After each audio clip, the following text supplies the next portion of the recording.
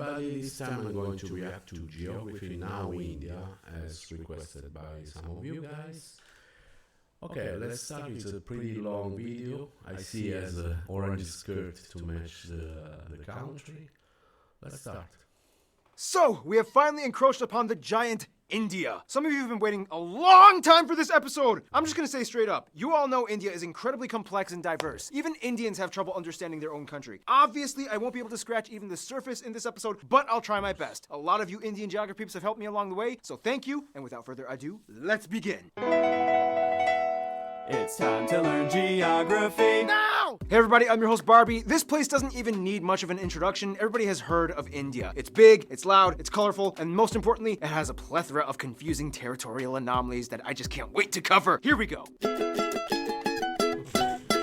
There's an old saying, India is a place where everyone is in a hurry, but no one is ever on time. First of all, India is located in South Asia, right on the Indian and Arabian Seas and the Bay of Bengal, bordered by 6 other countries, so close to 7, but that land bridge between Sri Lanka got wiped away like 600 years ago by a cyclone. India is divided into 29 states and 7 union territories, with the capital New Delhi, which acts as its own administrative unit, located in the capital territory. Keep in mind, New Delhi is actually just the name of one of the districts in the capital territory, made up of 11. The largest city, however, is actually Mumbai, with New Delhi, Bangalore or Bengaluru, and Hyderabad following after. However, the 4 busiest airports are Delhi Indira Gandhi International, Mumbai's Chhatrapati Shivaji International, Bengaluru's Kempe Gowda International, and Chennai International in the south.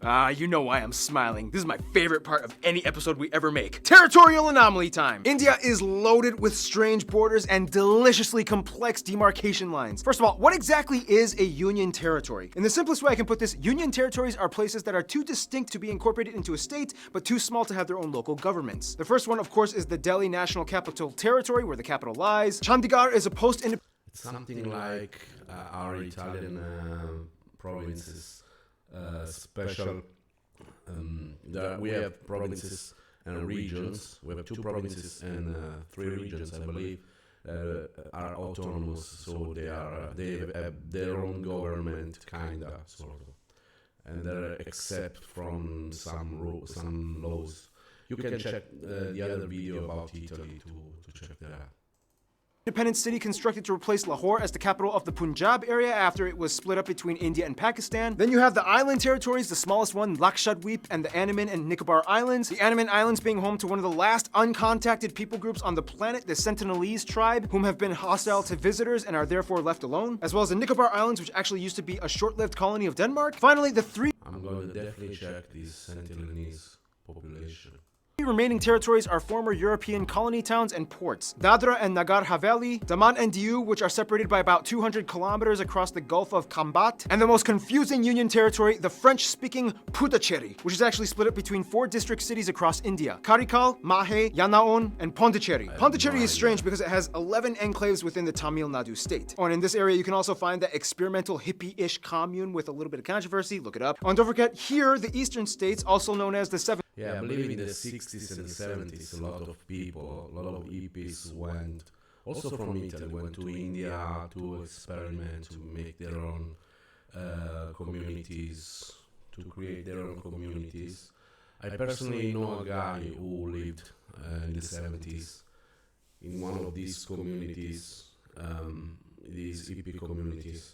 They were mostly Hare Krishna and Shiva followers. I personally was interested for a while in Indian religions, so I took 3 exams when I was at the university in Indian religions and religions in general, but Indian religions. So, and I was fascinated by Shiva and all these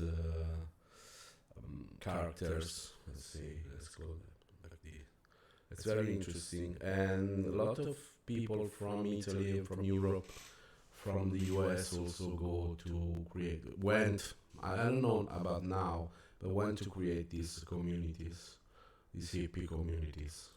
and sisters are connected by this incredibly narrow 27-kilometer wide pathway known as the Siliguri Corridor. This pathway is like a crucial artery that completes the India puzzle. Or so you would think. Now let's discuss the juicy stuff. Now in the China episode, I already talked about the disputed areas with India such as Aksai Chin and Arunachal Pradesh. The latter pretty much just belonging to India as it's almost completely inhabited and operated by Indians. So let's move to the other disputes. Now as of 2015, the Bangladesh episode is already outdated as India and Bangladesh have finally come to an agreement over the frighteningly complex former enclave-exclave dispute. In the end, India only lost about 40 square kilometers of land to Bangladesh, and now only a few enclaves and exclaves exist. Now let's head north. Now, when you try to draw the shape of India, you might want to be careful which depiction you use. Some might use this picture, some might use this, some might use this, and those that don't really study very well might use this. The point is, the whole area is like the most heavily militarized, diplomatically stressed out region on the planet. It's already had like 4 wars in the past half century. Basically, India, Pakistan, and to some extent China all want the entire area for themselves, although it's more of like a Pakistan-India thing. In the China episode, we already discussed the Chinese disputes with India, so I won't cover those in this episode. If you want to learn more, just watch the China episode. But anyway, this entire area was a former domain known as the princely state of Jammu and Kashmir that was under royal Maharaja rulers all the way up until independence. Currently, this place is split up by this fenced-off militarized line known as the Line of Control between India and Pakistan. Why is this? Well, in the quickest way I can put this, Okay, the British are out. We get to take your land.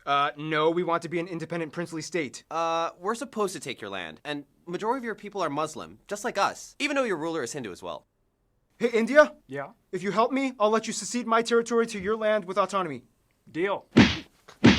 Ha! Your problem now! I love how Mike played India. He totally represents India. Oh, and keep in mind, Pakistan's capital, Islamabad, is less than 80 kilometers away from all that drama. The line of control meanders through the mountains until it stops at a point called NJ9842. This is where things get really crazy, because from there you hit the Siachen Glacier, the second longest non-polar glacier in the world, and this is pretty much the dead man zone. After point NJ9842, you hit the actual ground position line, a series of military outposts that extend all the way to the Chinese border. That means everything in this area is ground zero for the Indo-Pak tension. And you know, the crazy thing is there's actually literally small towns of normal regular civilians living in these areas high up in the mountains, many of which just go about daily life, going to work and raising their families. Otherwise, they have a river dispute with Nepal and various river islands disputed with Bangladesh. Outside of all the dispute stuff though, India not only has the world's second largest road network and 3 of the world's top 10 megacities and their own space program, but they also have a copious abundance of landmarks and notable sites, way too many to list, but some of the ones that you guys, the Indian geography peeps, have told me to mention include places like the abandoned Danush Kodi Ghost City, Golconda Fort, the 4 pillars of Charminar, the Ajanta Buddhist art caves, the Ellora monolithic ruins, Mandu Fortress, the Golden Temple, which feeds over 100,000 people a day, the Gol Gumbaz Mausoleum, the Kalavantin Durg Post, the ruins of Hampi, the hill forts of Rajasthan, Shatrunjaya Hill, That was... Vantin Durg Post, the ruins of Hampi, the hill forts of Wow, this is amazing. Looks a little like something out of Lord of the Rings. Wow. Rajasthan, Shatrunjaya Hill, which is basically like a mecca for Jains, the Temple of the Bodhi Tree, Jal Mahal, Bangart Fort, the most haunted place in India, Mahabat Maqbara, and keep in mind, just like in China, you can find a Great Wall of India in Rajsamand. There's also the Paritala Anjaneya Temple with the largest statue in India depicting Hanuman, and at over 150 acres, the Sri Rangan Attaswamy Temple, the largest Hindu temple in the world. Oh yeah, and there's also that building with the stuff in the thing, whatever. Anyway, we could go on for centuries talking about India's rich constructed domicile, but what it lies on top of is even more fascinating. Now, don't make this mistake. I'm going to India. All I need are my sandals and sunscreen. Now, as the 7th largest country in land area, just like Italy, we have a lot of tourists that come in February, just with flip flops and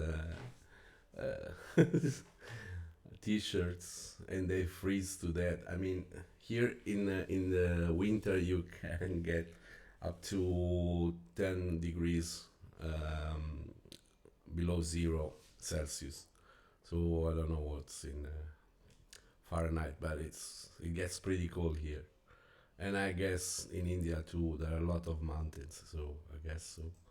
India has a wide range of landscapes, climates, and elevations that all contrast from one corner to the other. First of all, let's talk about the north. India sits on the Indian tectonic plate that essentially smashed into the Eurasian plate, which in return created the largest mountain range in the world, the Himalayas. The force is so strong that it's estimated that the Himalayas grow about 2.4 inches or 6.1 centimeters every year. There's also where you can find Kanchenjunga, the tallest mountain in India, or the third in the world, right on the border of Nepal. Keep your eye on these mountains. These are pretty much the source of most of India's major rivers that give life to the whole country. That's why India takes these mountains so seriously. You can also find the largest natural lake, Wular, up in the Jammu Kashmir area. Below the Himalayas, you reach the North Indian River Plain, sometimes referred to as the Indus Ganga. This is the most fertile part of India where the most important rivers like the Ganges and its tributaries flow. Heading a little south, you reach the Satpura and Vindhya ranges that pretty much divide North India from South India. On each side, you get the West and East Ghat Mountains, which in return creates this massive triangle thing called the Deccan Plateau. This place is moderately forested, especially in the east in the Chotra Nagpur Plateau, where you get a section of the swampy Sundarbans that they share with Bangladesh. Check out the Bangladesh episode. Head a little west and you get the dry Thar Desert along the border with Pakistan, as well as the Rann of Kutch, known as the Salt Desert. And finally, the only active volcanic area would be the Andaman and Nicobar Islands, with Barren Island having actual conical eruptions and Bharatan having tame mud volcanoes. Now here's the thing, although India has a relatively high population density, they do relatively well with maintaining their ecological footing. In fact, in 2016, they beat a world record by planting, disputably, 50 million trees in one day. They've also agreed to reforest about 12% of their country by 2030. The most heavily forested area being the Seven Sister States in East India. Now, one of the factors that contributes to this would be the fact that India has the lowest meat consumption in the world, with the highest population percentage of vegetarians at around 40%, most of whom are lacto-vegetarians that consume milk products. By the way, in India, when buying groceries, this label means vegetarian and this one means not vegetarian. Nonetheless, the remainder of the population does typically eat some kind of animal protein, mostly in the forms of seafood or chicken, but almost never beef or pork unless if you are part of the Muslim or Christian minorities scattered throughout the West and East areas. Now, let's talk about the role of cattle, shall we? India has more cattle and livestock than anywhere else in the world at around 330 million. And it's interesting because Don't tell McDonald's. since they have prevalent Hindu traditions, the killing of cows is illegal in many of the states except for a few, and each state has varying degrees of punishment for committing intentional cow slaughter. Keyword intentional. Cows accidentally get hit by cars all the time. Once a cow is too old to produce milk, it typically is released into the open to die naturally in the wild, ideally. Nonetheless, male cattle get it much worse, as they are deemed as kind of useless. Some places use them as draft animals for labor, some religious sects use them as sacrifices, but otherwise they are typically sold to the underground market for beef or hides. To this day, there are about 6 times as many female cows as male cattle in India, so that means, yeah, something's happening to the males. Nonetheless, India does have the 3rd highest carbon emission rate after China and the US, 4th if you consider the EU. However, emission per capita, they rank pretty low at only about 2 kilotons per person. Contrast that with Qatar at about 40. There are 94 national parks, 501 animal sanctuaries across the country where you can find some of the national animals like the peacock, the Ganges River dolphin, the king cobra, the Indian elephant, and the highest population of Bengal tigers in the world, which are all highly protected. India also has the most irrigated.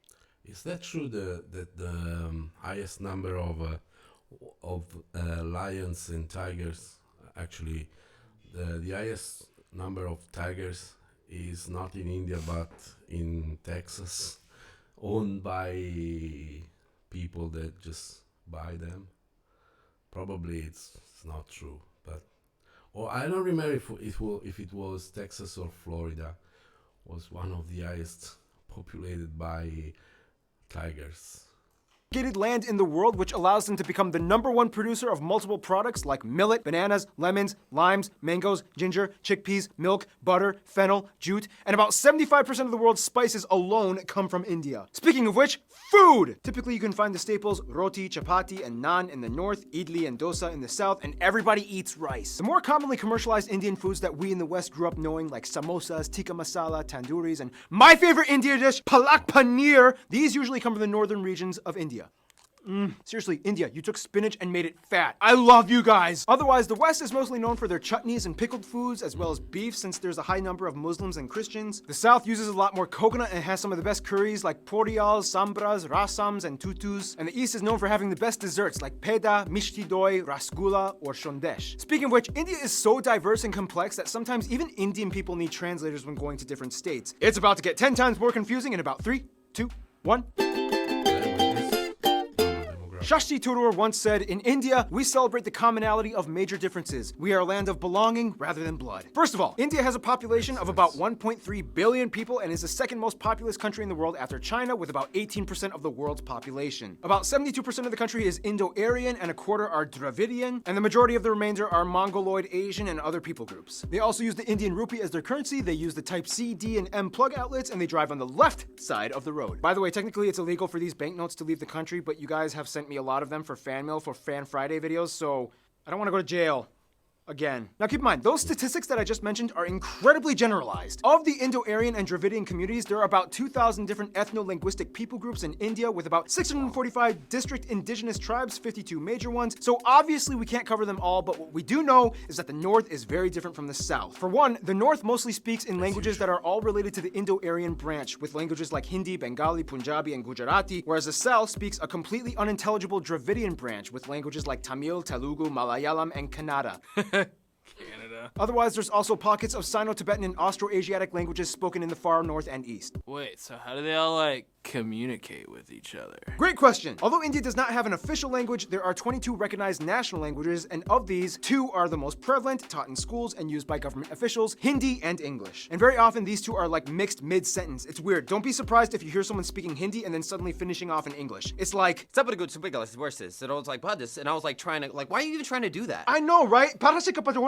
And in the washing machine, I told them, a Bob Saget with a chainsaw. Now, of course, let's discuss the one thing that goes hand in hand with India, Hinduism. About 80% of India claims to be Hindu, or at least part of the Hindu practicing community. Now, we don't have time to explain everything about the tenets and multi-layered philosophies and practices of Hinduism. If you want to know, just talk to a Hindu person. But basically, one thing you do need to know is that Hindu-driven ideologies pretty much dominate most of life in India, everything from family to business. You will see colorful, mesmerizing shrines, temples, statues, and rituals being performed everywhere, even in public. On the Bharat Mata, the Mother of India, statues are everywhere. She's like the symbol of India. The largest Hindu pilgrimage, the Kumbh Mela, happens every 3 years, rotating between 4 cities, in which the adherents bathe in the Ganges River and enjoy a massive festival with tens of millions of people. Like, seriously, you can practically see it happening from space. Now, a controversial topic in relation to Hinduism would be the caste system, which is basically a belief that people are born into a socioeconomic life that they are destined to serve into. Today, however, the system is more fluid and loose from what it used to be from a long time ago, and thanks to economic reforms, anybody with enough drive can kind of move up the social ladder regardless of birth. Nonetheless, India is home to every major religion in the world, even a few Jews, including the B'nai Menashe, an indigenous group that claim to be one of the lost tribes of Israel. In fact, Judaism and Christianity actually had a head start in India way before it even kicked off in Europe. As tradition holds, Cochin, or Malabar Jews, migrated around 1000 BC to trade during the times of King Solomon, and in 53 AD, Thomas, the apostle of Jesus, arrived in what is now the state of Kerala to establish the first church in India. Today, most Christians are found in the southwest and far east Seven Sisters regions. India also holds the highest population of Sikhs, Jains, and Zoroastrians, mostly found in the north, and the second largest Muslim population in the world after Indonesia. Most Muslims are populated around the northwest areas by Pakistan, or in the east by Bangladesh. Oh, and don't forget the Buddhists. In fact, Buddhism actually started in India. Today, the Dalai Lama even takes refuge in Tezpur in the state of Assam. Oh, that was a lot of information. Okay, so by now you can probably get a grasp of how incredibly mixed and diversified India's population is, but what exactly holds the country together? Well, for one, you kind of have to understand Indian history, which will take way too long to explain, but in the quickest way I can put it, Indus Valley, Maurya and Gupta empires, southern empires, Golden Age, Middle Kingdoms, a ton of new religions come flocking in, the north fell to the Delhi Sultanate, the south became the Vijayanagara Empire, the Mughal Empire starts, British East India Company, direct British rule, nationalist movements, independence, republic, economic liberalization in 1991, and here we are today.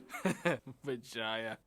Essentially, India used to be made up of around 500 smaller royal princely states, and when the British came in, they kind of exploited them to manage such a huge population. Although India is a democratic federal republic and the largest democracy in the world, the old royal families still exist today, and although they have no political power, they hold high positions of influence in their communities across India. So today, technically, you could meet someone that would be considered an Indian prince or princess. Nonetheless, the biggest thing that really united Indians in the past 2 centuries would probably be their hatred of British rule. It was kind of like, Well, this is not cool.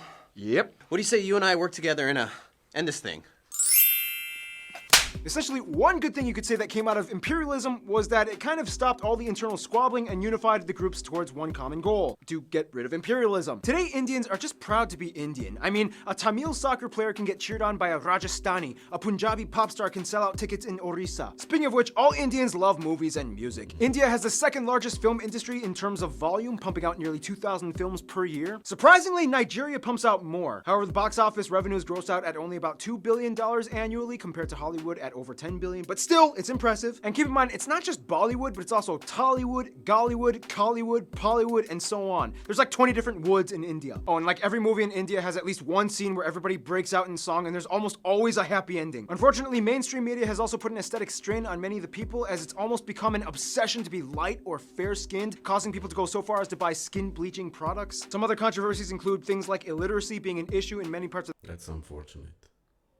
the country, especially in the rural areas. But I mean, come on, when your country has literally hundreds of different writing systems, go figure. I mean, give them a break. Also, many of you guys, the Indian geography peeps, have asked me to bring awareness to the fact that India does unfortunately have some of the highest rates of human trafficking and child slavery. The government is trying to crack down and culture is slowly being reformed, but for now, it's a sad reality that still does exist. Hey, here at GN, we talk about the good and the bad. I'm just saying. Otherwise, sports do definitely tie everyone together as well, especially cricket, the national sport, even though they also used to do really well in field hockey. India also has a lot of their own indigenous sports like Dopkel in Assam, bull racing in Kerala, Insuknar, rod pushing in Mizoram, and Malakamba, the strange pole yoga gymnastics thing in the south. Otherwise, some notable people from India or of Indian descent might include people like Siddhartha Gautama or the Buddha, Mahavir, Ashoka the Great, Prithviraj Chauhan, Aurangzeb, Shivaji of the Maratha Empire, Mohandas or Mahatma Gandhi, Indira Gandhi, Subhash Chandra Bose, Jawaharlal Nehru, Rabindranath Tagore, C.V. Raman, Satyendra Nath Bose, Bhagat Singh, Dr. APJ Abdul Kalam, Shah Rukh Khan, Amitabh Bachchan, Amir Khan, Salman Khan, Priyana Chopra, Ben Kingsley, Sundar Pichai, Satya Narayana Nadella, A.R. Rahman, Sachin Tendulkar, and Mahendra Singh Dhoni. There's also literally millions of other famous people I missed out on. If you want to mention them, please, there's a comment section below. Use it. In the meantime,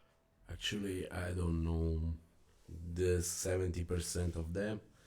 I know, of course, Indira Gandhi. She lived in Italy for. I'm not sure if she was Italian, she had an Italian citizenship.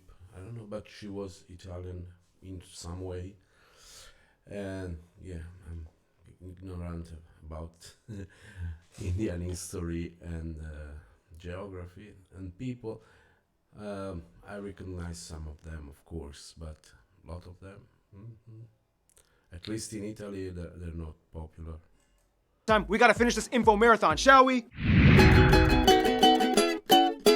Now, no surprise, India is huge and therefore has a huge international outreach when it comes to diplomacy to almost everyone, except their immediate neighbors. First of all, countries with large population percentages of Hindus and Indians like Fiji, Guyana, Suriname, Trinidad and Tobago, Mauritius, and Malaysia typically stay close to India's roster of go-to friends. They enjoy cordial relations with trade. Now, the UK may have left on a sour note, but they still have a lot of ties to their former colonizer in terms of business and tourism. India is still part of the Commonwealth, not Commonwealth realm, there's a difference, and the UK has over 1.5 million citizens of Indian descent. As mentioned in the China episode, China is kind of like India's I'm only here to do business with you and nothing else friend, as drama still hasn't subsided in regards to the territory conflicts. Now, when it comes to the US, things started kind of sour back in the 70s during the Indo-Pak War of 1971, when the US sided with Pakistan, their arch nemesis. Today, relations have cooled off. Mostly, the US supports India's move towards democracy and is a key ally in the military conflicts in the Middle East. When it comes to their best friends, however, most of the Indians I talked to have said Russia and Bhutan. Russia because during the Indo-Pak Wars, Russia came in and supported them, and ever since then, each country has held a high position of respect for the other, especially as global superpowers. Bhutan and India signed a treaty of friendship almost immediately after independence. The two countries have shared interests and a currency-pegged system as well. Bhutan even supported the annexation of their cousins in the Sikkim state into India, as it gave a nice buffer of land from China's stake to their claim. In conclusion, you will not find anywhere else on Earth like India. Thousands and millions of people inhabiting a colorful, majestic, green, slightly gritty at times slab of Earth, blessed and cursed in so many ways, yet wonderfully harmonized, mostly in a unity unlike anywhere else. In the end, that's India.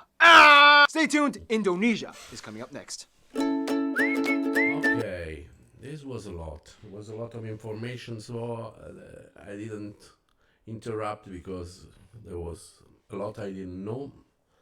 I had no idea, except from the religion standpoint. I don't know much about India, as turns out. Very interesting. I will definitely check more about India because it's really fascinating. I would like to visit India at least once in my life, even though it looks like a